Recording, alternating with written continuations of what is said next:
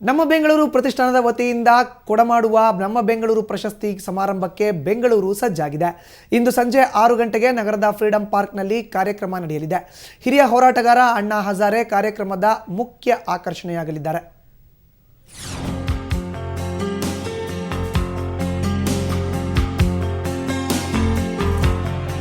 ಪ್ರತಿ ವರ್ಷದಂತೆ ಈ ವರ್ಷ ಕೂಡ ನಮ್ಮ ಬೆಂಗಳೂರು ಪ್ರತಿಷ್ಠಾನ ಬೆಂಗಳೂರಿಗಾಗಿ ತೆರೆಮರೆಯಲ್ಲಿ ದುಡಿತಿರುವ ಸಾಧಕರನ್ನು ಗುರುತಿಸಿ ಗೌರವಿಸಲು ಸಜ್ಜಾಗಿದೆ.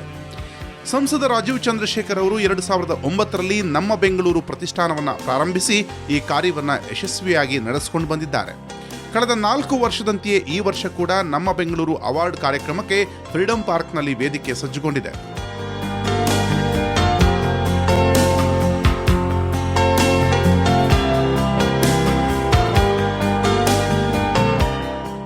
ನಮ್ಮ ಬೆಂಗಳೂರು ಪ್ರತಿಷ್ಠಾನದ ವತಿಯಿಂದ ನಗರದ ಅತ್ಯಂತ ಪ್ರತಿಷ್ಠಿತ ಅವಾರ್ಡ್ ಫಂಕ್ಷನ್ ಆದಂಥ ನಮ್ಮ ಬೆಂಗಳೂರು ಅವಾರ್ಡ್ಸ್ 2013 ಸಂಜೆ 6 ಗಂಟೆಗೆ ಫ್ರೀಡಂ ಪಾರ್ಕ್ನಲ್ಲಿ ಕಾರ್ಯಕ್ರಮ ಏರ್ಪಡಿಸಲಾಗಿದೆ. 2009ರಿಂದ ಸತತವಾಗಿ ಇದು 5ನೇ ವರ್ಷ.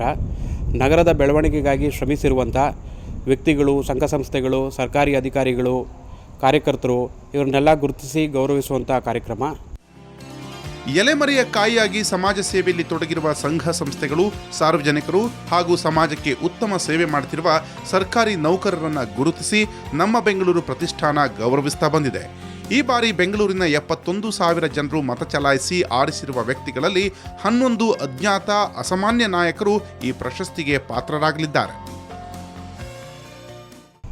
ನಿಸ್ವಾರ್ಥ ಸೇವೆಯಾಗಿ ಎಲ್ಲೂ ಸದ್ದು ಮಾಡದೆ ಅವ್ರ ಪಾಡಿಗೆ ಅವರು ನಗರದ ಬೆಳವಣಿಗೆಗೆ ಶ್ರಮಿಸ್ತಾ ಇರುವಂಥವ್ರನ್ನ ಗೌರವಿಸೋದು, ಆದರಣೆ ಮಾಡುವಂಥದ್ದು, ಅವರ ಕಾರ್ಯಕ್ರಮ ಇನ್ನೂ ಮತ್ತಷ್ಟು ಹೆಚ್ಚಾಗಿ ನಡೆಯುವಂತೆ ಪ್ರೋತ್ಸಾಹ ಮಾಡೋದು ನಮ್ಮೆಲ್ಲರ ಆದ್ಯ ಕರ್ತವ್ಯ. ಈ ನಿಟ್ಟಿನಲ್ಲಿ ನಾವು ನಮ್ಮ ಬೆಂಗಳೂರು ಅವಾರ್ಡ್ಸ್ನ ಕಾರ್ಯಕ್ರಮ ಮಾಡ್ತಾ ಇದ್ದೀವಿ. ಇಂದು ಫ್ರೀಡಂ ಪಾರ್ಕ್ನಲ್ಲಿ ನಡೆಯಲಿರುವ ನಮ್ಮ ಬೆಂಗಳೂರು ಅವಾರ್ಡ್ಸ್ನ 5ನೇ ಆವೃತ್ತಿಯ ಪ್ರಶಸ್ತಿ ವಿತರಣಾ ಸಮಾರಂಭದಲ್ಲಿ ಹಿರಿಯ ಹೋರಾಟಗಾರ ಅಣ್ಣಾ ಹಜಾರೆ ಮುಖ್ಯ ಅತಿಥಿಗಳಾಗಿ ಆಗಮಿಸಲಿದ್ದಾರೆ.